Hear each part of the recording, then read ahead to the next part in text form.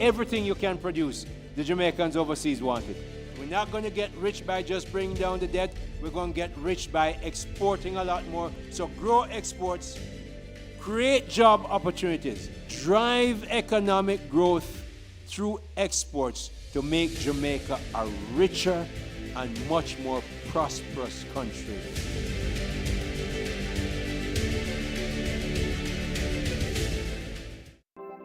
Jamaica, I can help you protect our citizens. Jamaica Eye will play a part in increasing your public safety.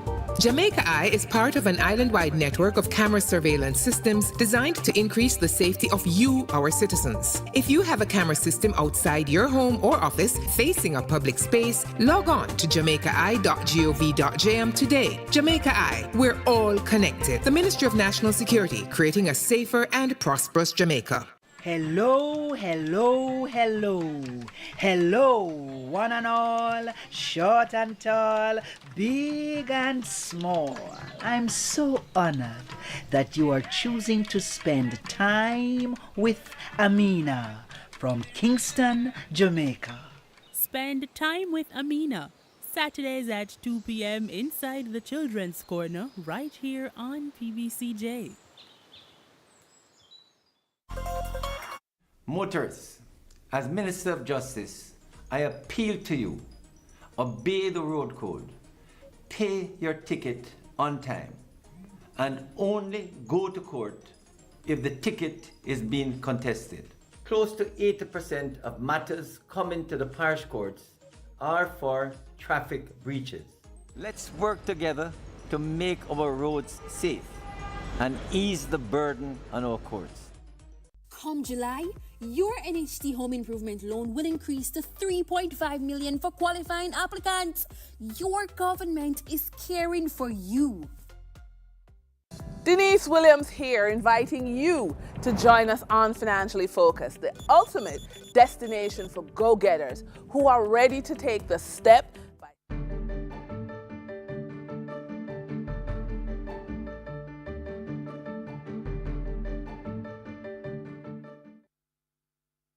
Transparency is the cornerstone of accountability, and accountability is the foundation of good governance.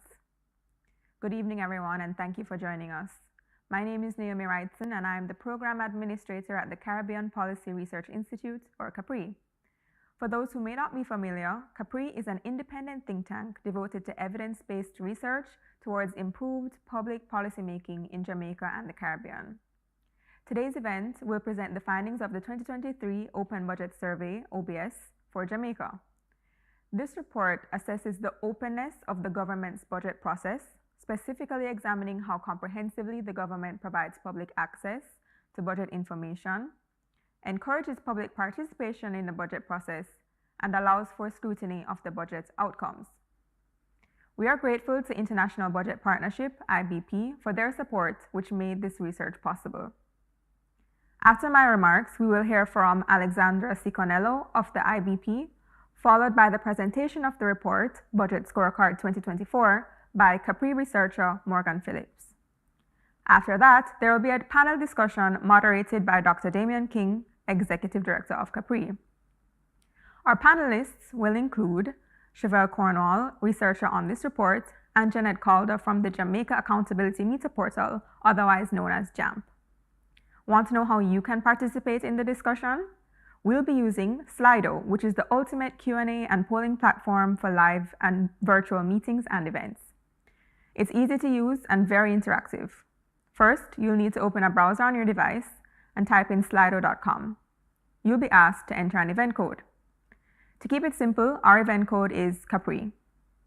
Once you've entered the code, you'll be able to send in your questions, upvote the questions of others, and participate in live polls. We recommend stating your name and location, but this is not required. Now you're welcome to engage with us throughout this event.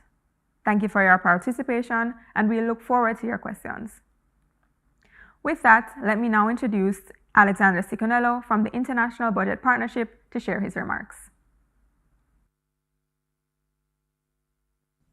Hello, my name is Alexandre Ciconello. On behalf of International Budget Partnership, IBP, I say welcome to all of you today. I'd like to thank CAPRI, our partner in Jamaica, to organize such a great event. IBP is an international organization based in Washington, D.C., with country offices in Senegal, Nigeria, South Africa, and Indonesia. Our mission is to collaborate with civil society organizations, social movements, and community organizers across different countries to advance public budget systems that work for all people.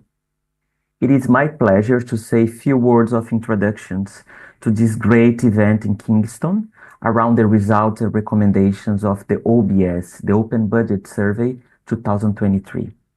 Unfortunately, I wasn't able to be with you in person this time, but soon I will be in Jamaica. The Open Budget Survey, or OBS, is the world's only comparative, independent, and regular assessment of participation, oversight, and transparency in national budgets.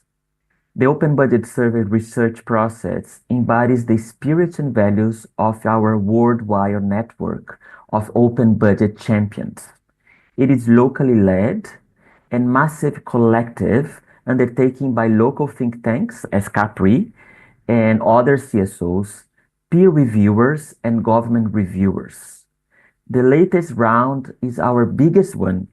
We had 125 countries part of the last round of the survey. This is the 9th edition of the OBS that started in 2006.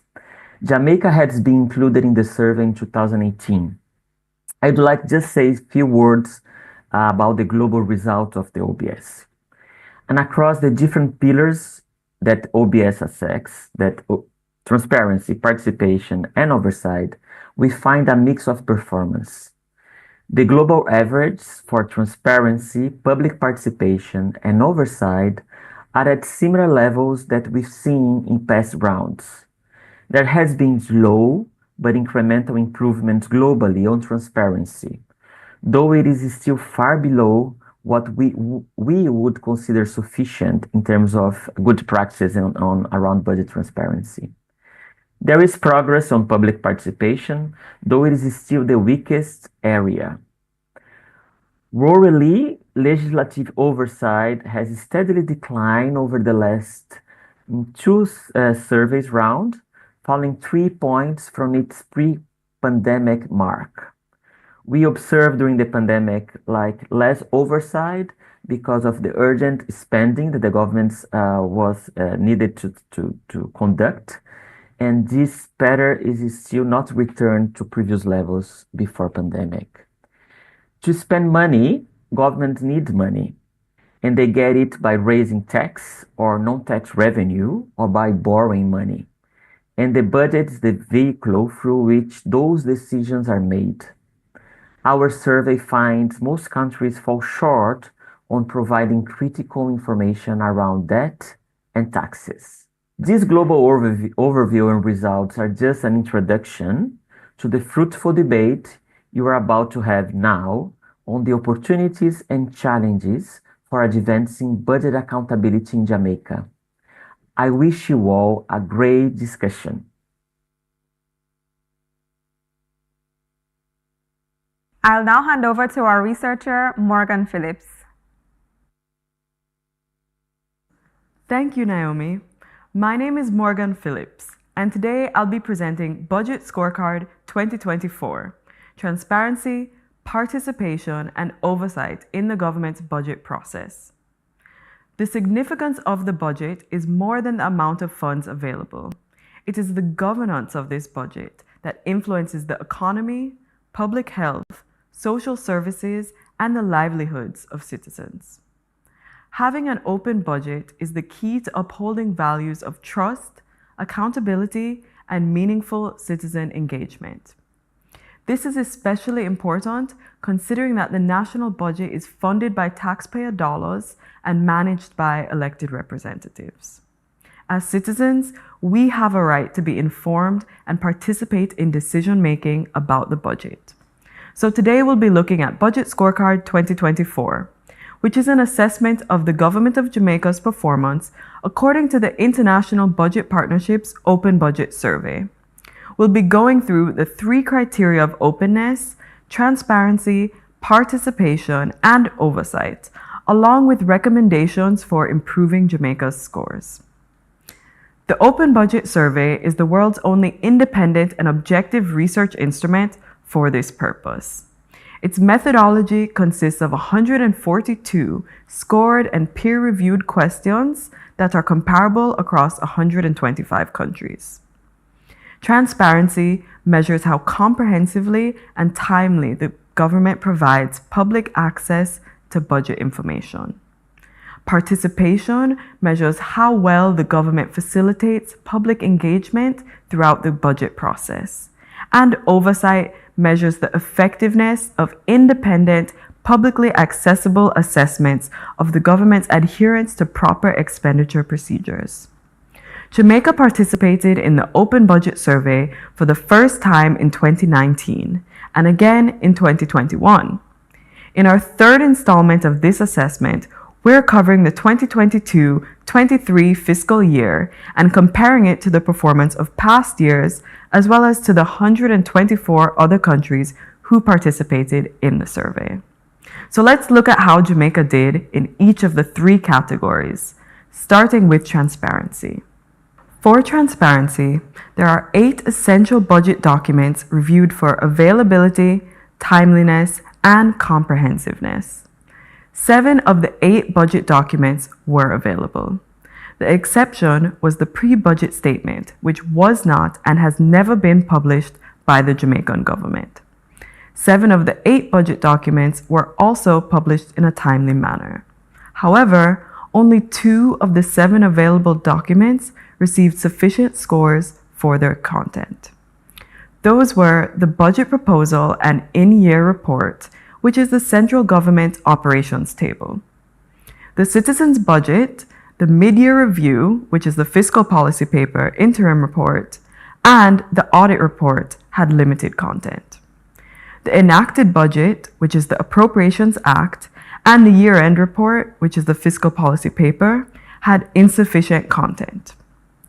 Jamaica's transparency score of 50 out of a maximum 100 is the same as it was in 2021. And while this is 5 points above the global average, it is below the benchmark of 61 designated as sufficient by the Open Budget Survey. It's below the average score of our neighbors in the Caribbean and Latin American region, and it's below the OECD developed country average to which we should aspire. We've come up with the following recommendations for increasing Jamaica's transparency score to a sufficient level and for the first time in 2 years. We can start by publishing a pre-budget statement so that we have all 8 of the essential budget documents. We should make the enacted budget, mid-year review, and year-end report more comprehensive. And this can be done by presenting the details of expenditure and revenue in the case of the year-end report, disaggregated by all 3 types of classifications. So administrative classifications, identifying who is responsible for spending the allocated funds, which government ministry, department, or agency.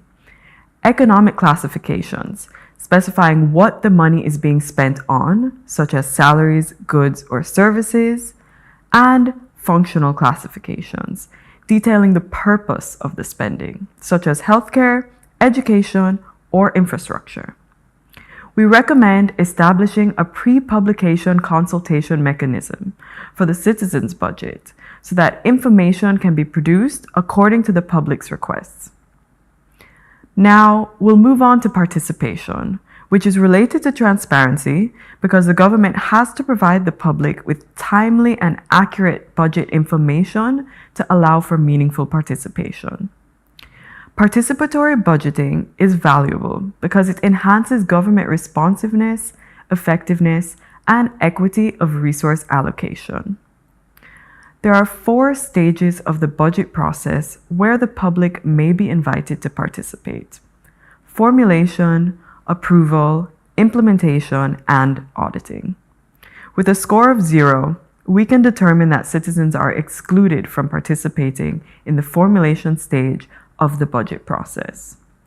There are limited opportunities for participation in the approval and implementation stages, and the auditing stage is where Jamaica scored the most points for participation. In the approval stage, the public may observe the budget hearing proceedings, which are televised live and on Jamaica's Public Broadcasting Commission's YouTube channel. Members of the public can watch and comment virtually, but they are not allowed to participate by raising concerns or suggesting changes. Citizen input is not accepted by the Standing Finance Committee of the House of Representatives during budget discussions, and this is why the score for approval is limited to 11 out of 100. In the implementation stage, there are 6 topics recommended by the Open Budget Survey for citizen engagement. The Jamaican government engages its citizens in 2 of the 6. The Jamaica Investment Map engages citizens in the implementation of public investment projects. The Constituency Development Fund program engages citizens in the implementation of social spending. There are no formal or structured processes in place to engage citizens in changes in macroeconomic circumstances, delivery of public services, collection of revenue, or changes in deficit and debt levels. This is why the score for implementation is limited to 17 out of 100. Jamaica's score of 67 in the auditing stage is the only sufficient score for participation in any stage of the budget process. This is largely due to the Auditor General's Department, which facilitates citizen input on topics for inclusion in its audit program through an online submission portal, focus groups, and anonymous letters. Jamaica's participation score of 18 is consistent with the insufficient scores of the previous assessment, although that score was an improvement on our 2019 score.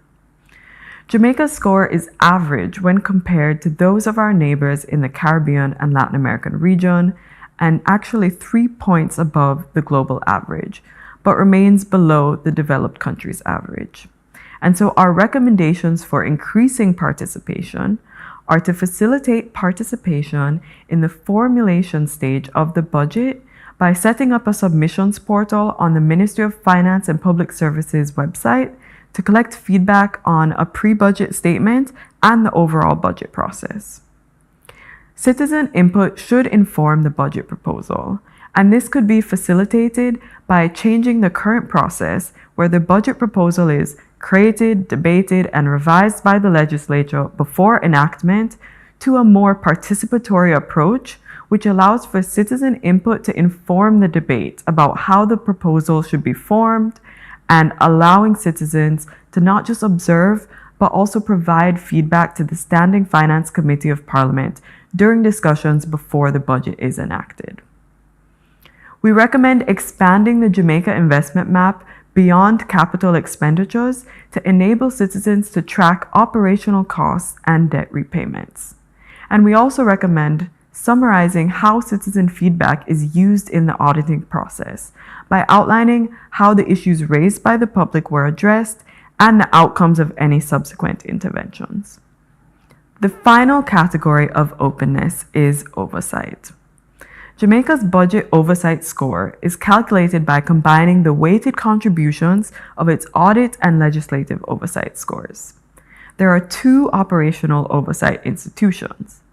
Audit oversight in Jamaica is the responsibility of the Auditor General's Department, which is the supreme audit institution responsible for assessing the effectiveness and compliance of Jamaica's financial management systems.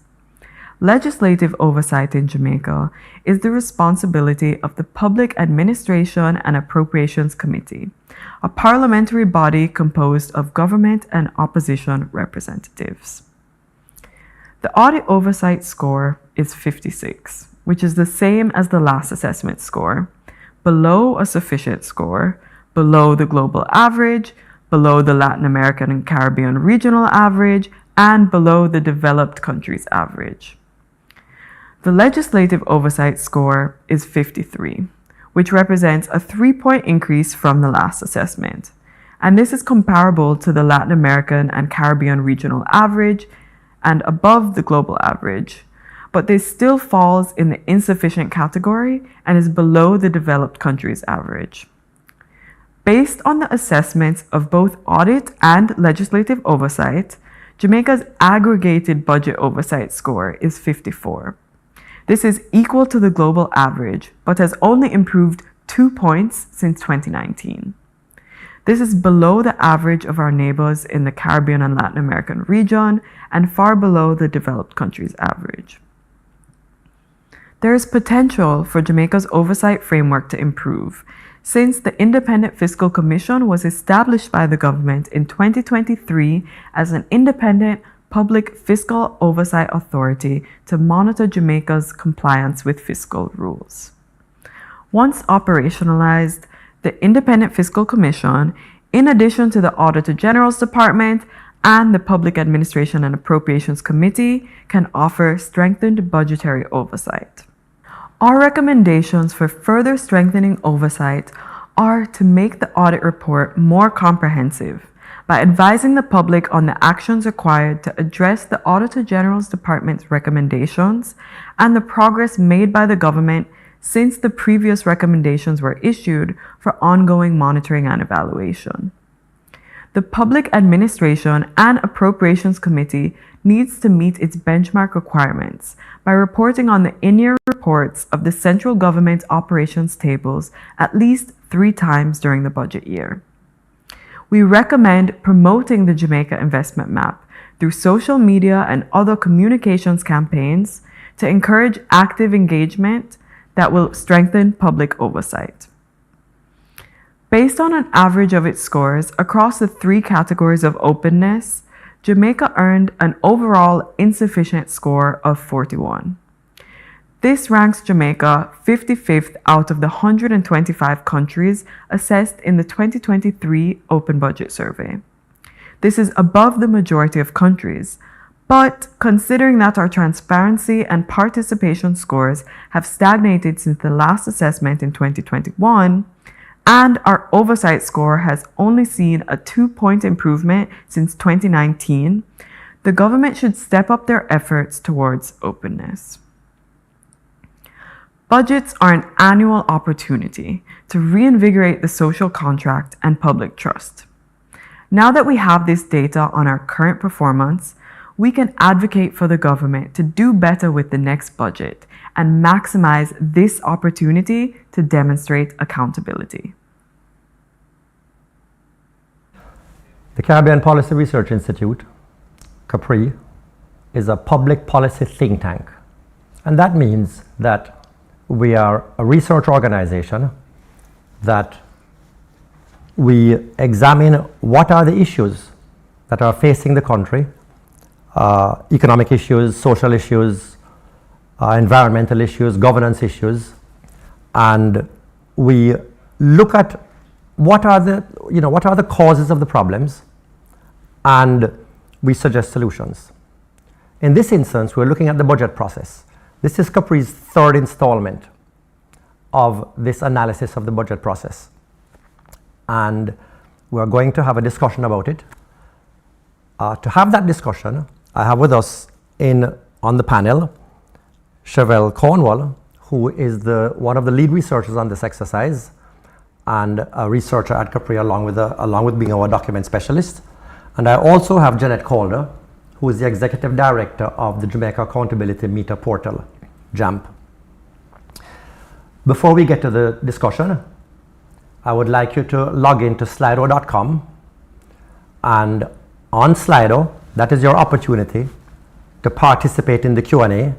You're allowed to post questions on Slido that the panelists are going to address.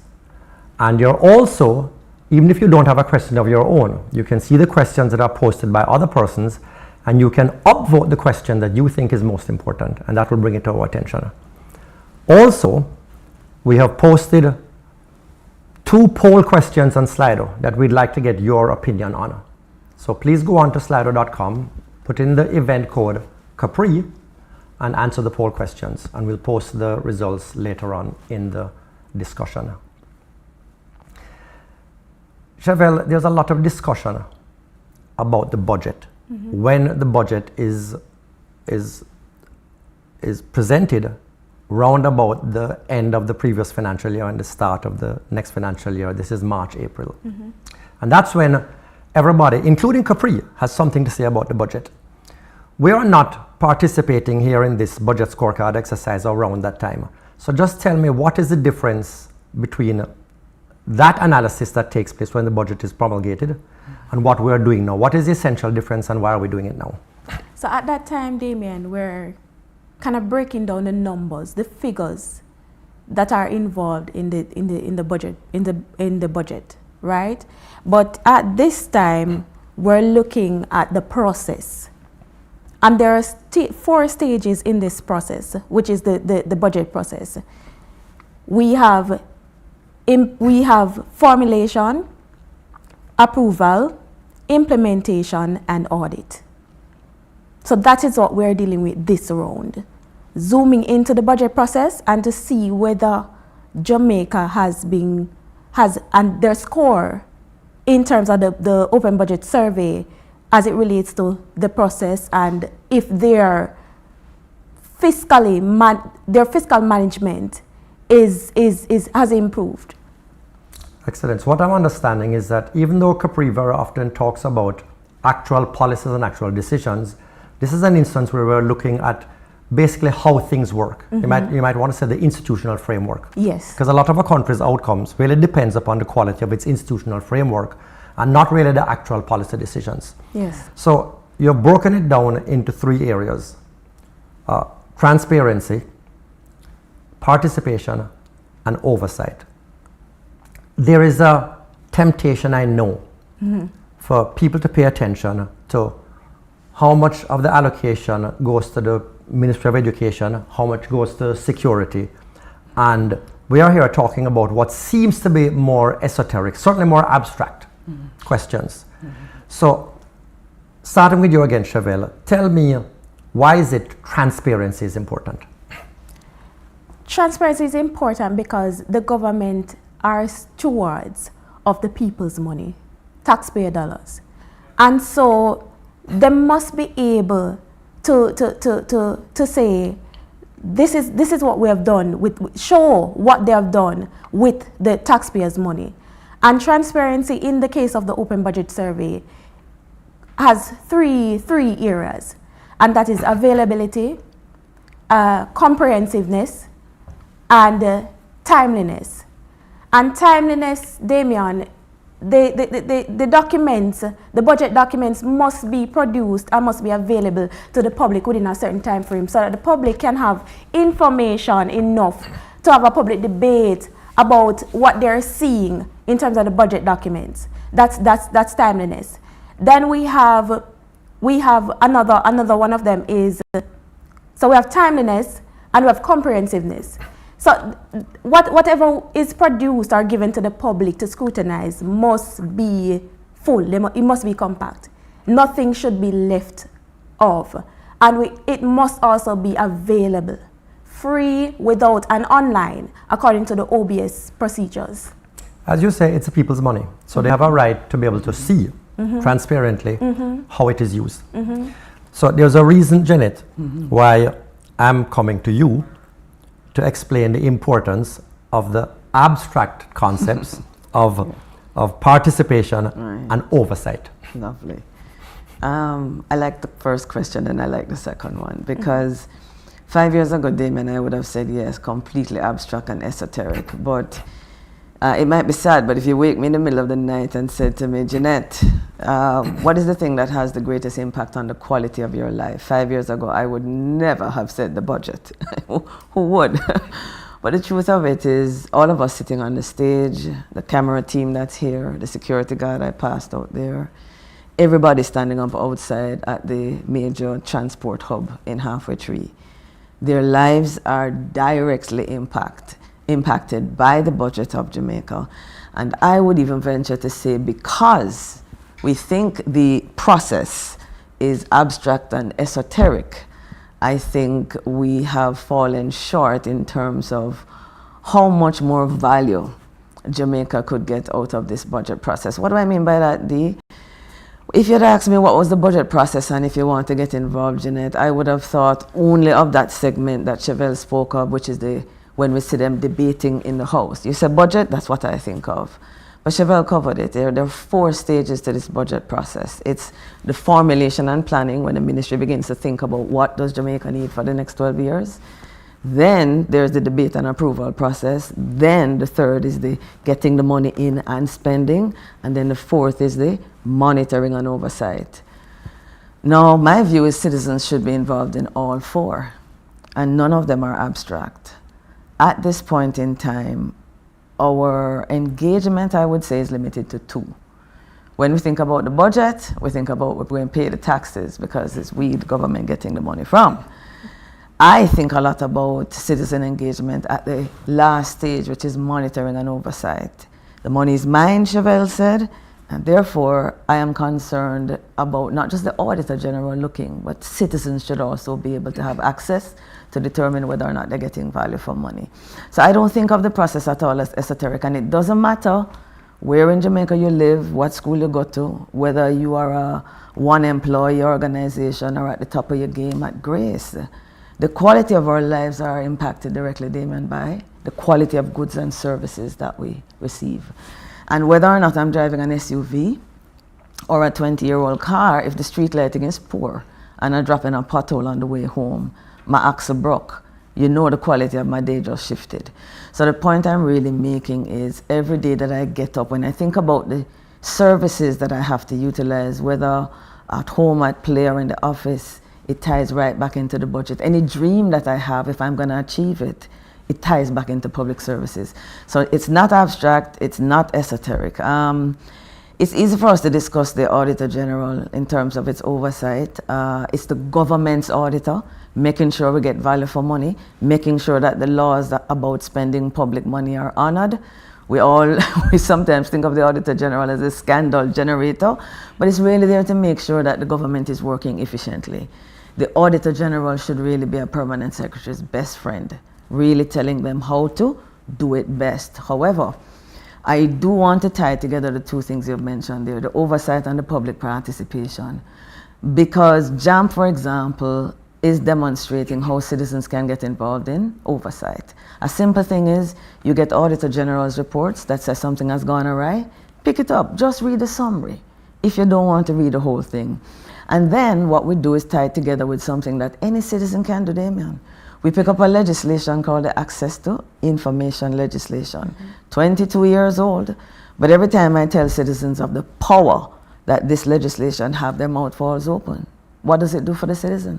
It gives you the power to write any permanent secretary, any public official, and ask any question about governance, any question about spending money, anything you're satisfied or dissatisfied with, and say to a PSPS, what steps did you take to remedy this concern that the Auditor General's report spoke about? And people say, Ms. Calder, you can't really do that. I've been doing it for 5 years. So that is one formal way in which citizens can engage with the Auditor General, using those reports. And another simple one is whistleblowing. Whistleblowing is on the increase. Anytime we hear the Auditor General speak about a special report, there are 5 kinds of reports. One of them is a special report. Every time you hear about the special report, it means that there's a whistleblower who tied into what the CAPRI colleague just said, using the portal, dropping an anonymous letter. All of that is citizens engaging in the oversight process. And last but by no means least is that the Auditor General also asks citizens who are utilizing the service, just tell us if it's good. Tell us if it's not working. We opened the papers today and we heard that the Bustamante Children's Hospital, for example, surgeries have been put back because of what? Theater, not in the condition for it. Citizens can get together and start to look at the oversight in that situation. Nothing is stopping them. And I'll close by saying this, Damien. When we think again, you said it a while ago about the budget process, we start to think about March, February, January. Today is when you begin to think about it. Because it was in September when the government calls the ministry and say, tell me how much money you're gonna need. This is when citizens now need to start talking to the government, when they begin to plan and formulate. January, February, March, things have solidified, things get set, it's a little harder to change the game. So if you want to impact it, citizens need to understand the process, Damien. If they know when the process starts, that's when they can start talking to the government of Jamaica. Your mention of the Access to Information Act reminds me of something that was said when it was actually passed. And somebody involved in the process said that the Access to Information Act is like a muscle. If you don't exercise it, it atrophies.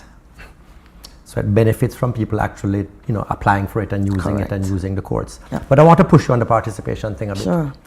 The budget it's complex. It involves a lot of deep analysis. It involves a bewildering array of numbers, very large numbers. The ordinary citizen is going to say, what can I contribute to that? Why should I participate? I don't understand it. Well, I like that, and I'll give you an example. I brought it because I wanted folks to see just how, I mean, I can build muscle. You talk about muscle. This is 700 pages, and you're right, Damien, this is not for the average citizen. And I just want to quickly say, which is why Jamaica's score has improved tremendously, because the government started to simplify it down to a citizen's budget, which makes it much easier for them to understand. However, the question slipped me. Yes, no, I'm saying that the average citizen is going to look at that, and then say, I don't have the knowledge and the background and the training to be able to contribute to that. Right. So you give me access to participate, but then what can I offer? So I'll give you an example of what I want citizens to get excited about it, because there's something in this budget for everybody, and everybody at home looking at this document I just picked up should be saying, what's in that for me? So it's important that they begin to learn how to read it. And Damien, I want to tell you, it looks complicated. It's not as complicated as it looks. You only need to learn how to read 3 pages, and after that it becomes repetitive. So one of the things JAMP does is try to simplify it for citizens. So I want to communicate that very clearly. It looks crazily like it's Greek, but anybody, if you're taught to do something, after that it becomes easier. But outside of engaging the document itself, here's a practical example. Finance Committee was sitting in the House earlier this year. A citizen was driving past Vale Royale and took a picture because they thought it looked really shabby. They didn't just drive past and see the condition of this building that matters to them and just complain in the car. Loaded it up to social media, other citizens started to talk, and guess what happened next, Dr. King? A couple people of importance got tagged, and a discussion began in the Standing Finance Committee, where a minister was able to make a commitment about how much they would be willing to put down to rehabilitate Vale Royale. That, for me, is a citizen getting involved in the budget process. So it depends on what the entry point is. Any citizen seeing a service that is not up to par, that raises their voice and hopefully contacts the people who can make a difference, or even just start talking to citizens, tagging Damien King. He'll respond, and people who follow Damien will see. So I don't want to let citizens think that you have to be able to understand this document for it to be engaging the budget process. As we said a while ago, the process is the planning and the formulation. That citizen got involved in the planning. There's the debate and approval. Very few countries in the world do citizens get involved in the parliamentary debate and approval. But certainly in the spending and the monitoring, all of those are doors of opportunity for the citizens, Doc. And so I think we need to define what we call engaging the budget. But one of the things that I haven't seen the IBP Open Budget Survey really addressing is the question of budget literacy. Until citizens really begin to understand the process of how the budget, those 4 stages operate, who the stakeholders are, because you need to know the people, behind those processes, then I don't think the level of engagement that we want to see is really going to happen. Budget literacy is key. More on participation. So just remind us, Chevelle, of the 3 areas. What were about the scores in the 3 areas, the overall scores for transparency, participation, and oversight? So for transparency, we got 50. Right, and the maximum is 100, right? Right, and for oversight, we were at 54. And for participation, we're at a very low 18 out of 100. So that's a comparison I want to bring out. The participation scores are low, and when we have published this analysis in previous years,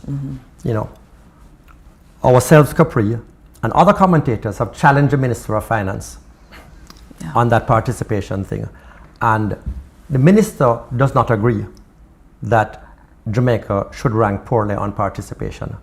And so I want to have the Minister explain himself, the Minister of Finance explain himself, why is it that our participation score unfairly makes it look like we don't have participatory mechanisms. So let's go to that. The more Jamaicans understand the budgetary process and budgets, the easier my job becomes. A big part of the problem is that there is a gulf in understanding, and therefore we don't really, the constraints are not evident, and the ministry has a very difficult challenge explaining why a particular course may be a better course than another one, because there's not a common understanding of what the constraints are. For example, so much of our budget is fixed. It's one of the challenges of being a developing country, that the degree of latitude that we have is less than other countries. Salaries are, touching 300 billion. Interest is 136 billion. Amortization in any one year is 200 billion. They're up at 730 already, right? And those are fixed. There's no amount of participation that is really going to change any of those. And then pensions are 40 billion. That's fixed, right? So what's truly discretionary is a small amount, even at the national level. Now, the reason why I don't think we could, the national level is sort of out of bounds for some time to come, is that for you to have a participatory budget process at the national level, you'd have to have a national conversation, because it would be allocating funds nationally. So you wouldn't want just Kingston voices to be heard in that, nor would you only want Westmoreland voices to be heard. If you're talking about nationally, where should we put a bridge in the Yala St. Thomas, or should we put the bridge in St. Mary? You'd have to have everybody or representatives from everybody opine on that. And where's the best place for that? It's Parliament. We already have the system nationally, right? For you to replicate what Parliament does would be redundant. And that's why the national level is probably not as appropriate, probably not as needed. What we need at the national level is better understanding of the national budget.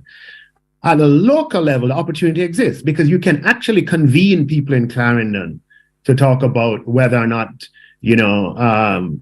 which drains need to be cleaned before the hurricane season. What should we do about students who can't afford university fees? How much should we set intervention at, et cetera, et cetera. There are local issues that we can gather people together realistically and convene a forum. Now, having said that, the way technology is going, it's certainly possible in the future that we could have, national consultations. Oh, I'm sorry about that. National consultations digitally, where you could be informed digitally. But again, I think, on a national level, you really encroach on the space of Parliament there. And it begins to introduce deeper questions, more fundamental questions that probably this forum is not set up to address. So I think the appropriate place to be thinking about this, in my view, both from the point of view of the amount of a budget that's actually fixed, and the difficulties of convening a national conversation, and the competing with the role of Parliament. For those three reasons, I would think that the space for this kind of activity ought to be at the local level. So there's a lot to unpack there, but there are two essential points that he's making as a rebuttal to this argument that there's not enough room for participation. The first one he says is that most of the budget is predetermined. It's only about a fifth of the budget is discretionary. And secondly, Parliament is the forum for participation through their representatives. So let me have your reaction, then I come to you, Janet, and I have a couple of things to say. Damien, when citizens are allowed to participate, they are assured that their concerns are considered, and then the government is better positioned to act in their best interest. Our neighbors not too far from us, the Damrep, they have, since 2022, they have a system where they input, the public's inputs are considered within their budget. And this is how they do it, very simple. They have the municipal development councils who, unlike our parish council members who are apply for a job, they are selected by the public, and they have a list from the people. And what they do is that list passes on to the provincial development council, which is a local government. And in the local government, this is what they do. They meet, they look at the list, see what are the priorities. Is it good for GDP? Whatever is on the list, is it good for GDP? Will it boost the economy? What will it do for goods and services? What will it, they list them based on the ranking in terms of importance, and that is the input from that into the budget. Very, very simple process, we can call it. Excellent. Yeah. Janet, your response. I agree, and there are several other countries. Brazil has been doing it, Uganda, Tanzania, New Zealand, Madrid in 2017 spent €1 million to enable the process of having citizens decide how to spend €100 million, but they thought that was value for money. So the minister said in the future, no, this has been happening for quite a long while in other jurisdictions. Jamaica just needs to look at it and determine what will work best for us here. But 2 quick points. On the matter of the Constituency Development Fund, the minister did go on to mention, even in that very same webinar, I think, that Jamaicans have such a mechanism. The Constituency Development Fund is a $1.2 billion fund that says to every constituency, here we're allocating $20 million per year. You get to decide at the local government level how to utilize this. Now, one of the criticisms the minister has had, and maybe it's not fair to call it a criticism, is how many Jamaicans are taking up the offer at the local government level to engage, to participate. And since there are so few, and in a given year, is it really a true signal that Jamaicans are interested, or is it just the CAPRIs and the JAMP of this world? And so our message to citizens listening is, if you want to see public participation increase, let's take advantage of the mechanisms that exist now, such as the CDF, so that we can say to the minister, we're engaged and now we want to move it from the local to the central government level. But to the extent that the citizens aren't utilizing that, Damien, the minister does have a point as to whether there's really an interest. Slido.com, go to Slido.com, put in the event code CAPRI, and answer our poll questions and participate in this discussion by asking your own questions or voting on the questions of others. From Slido, how can civil society organizations, this is for you, Janet, how can civil society organizations support efforts to improve openness? In other words, what can we do?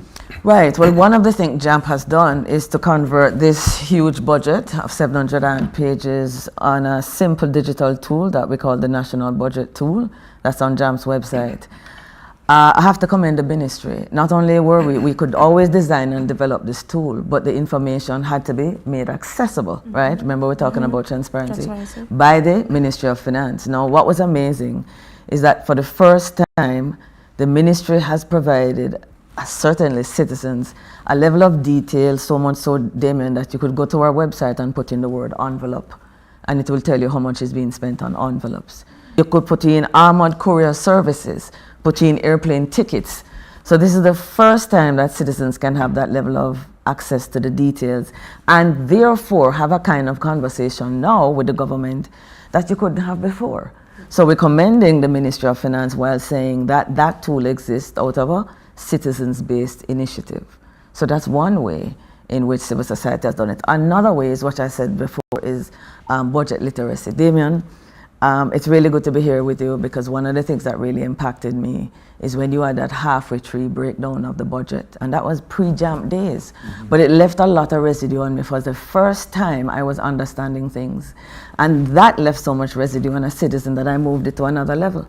So JAMP is now providing workshops. We did 3 the other day, one with the youth, one with the Household Workers Union of Jamaica, one with the faith-based community.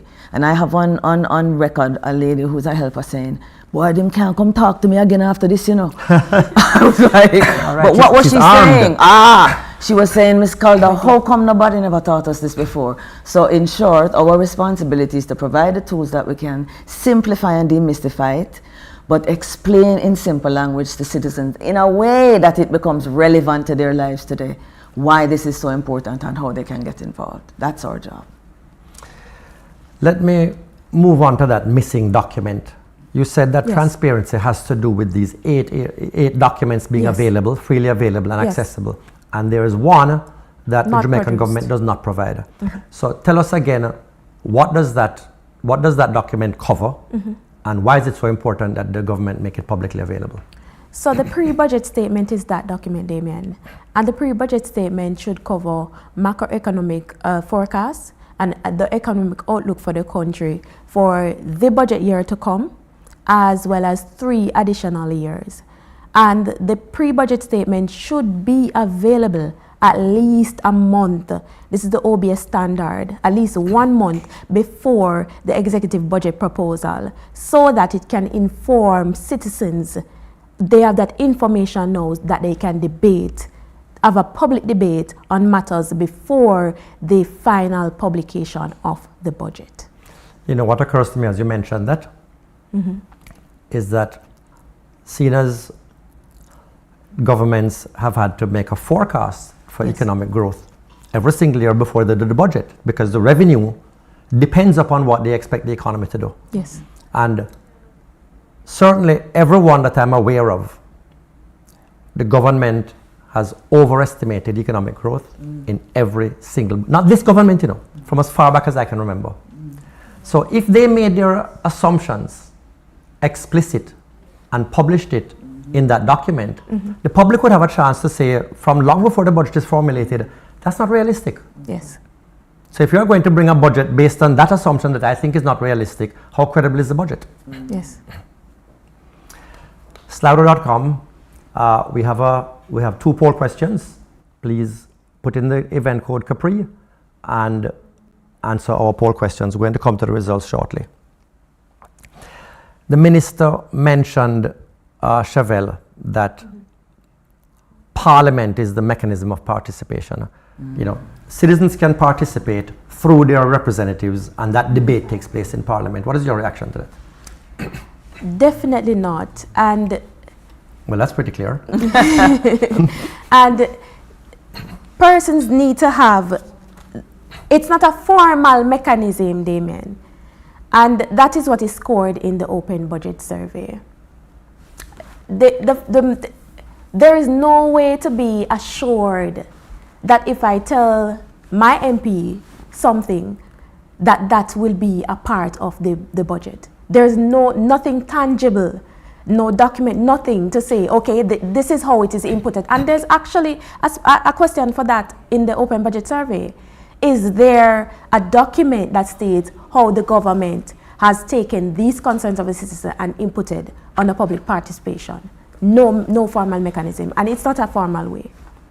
It also occurs to me, certainly from what we observe when parliamentary debates are televised, that it seems that the role of the representative sitting in Parliament is to represent the party in the debate and not really represent what is coming from his constituents, because you don't see much debate amongst the parliamentarians. True. It is more kind of in support of what you want to come in. Yeah, I do, because that's one of the most striking things I heard a parliamentarian say to me once, Damon, is that I don't have enough power, you know. I say, you don't have enough power? But this is actually one of the areas where they themselves are experiencing frustration. So it should tell you, if a parliamentarian doesn't think they have voice in the process that we're discussing here, meaning if you are not in the cabinet of Jamaica, our parliamentarians think, Ms. Calder, we don't really have no say, you know, that budget set by the time it reached Standing Finance Committee. As a matter of fact, Standing Finance Committee is one of the first meetings. It's 63 MPs that should be in the House on that day. We call it a committee, Damon. So I used to think it was a small. No, it's every member of Parliament would be showing up When it starts, usually an hour late, you have about 16 people there. And the question is why? Their view is that they really don't have any say. Now, if a parliamentarian don't think that they have any say in that process, then how much more does the constituent feel that they have any say? So there's something about the system in terms of contribution and participation, not just public participation, but even MP participation that has to be looked at. And a great example is the Troy Bridge. It has taken that MP 3 years, but he started to make his voice heard in a standing finance committee. 3 years later, the committee is getting the bridge. So it's not that it can't work, but there are no mechanisms for the voice of the parliamentarian to be easily heard, even in a debate and approval stage of the buses. And that says a lot, Dr. King. Absolutely. Yeah. The slider questions for the poll are, have you ever participated in any part of the budget process? And we want your opinions on that. The other question is, how likely are you to participate in future budget-related consultations if the opportunities were made available? We're going to come to the results shortly, so please go to slido.com and answer those questions. You were one of the lead researchers on this, Chavella. Yes, I was. And you were new to this area of research. Very new, yes. So what I want to ask you is, what have you learned from conducting this research that you didn't understand before? What is the main thing that that you've learned from it and taken away from it? The process. I've learned the process. I didn't know that there were 4 stages in the budget process. And I didn't even know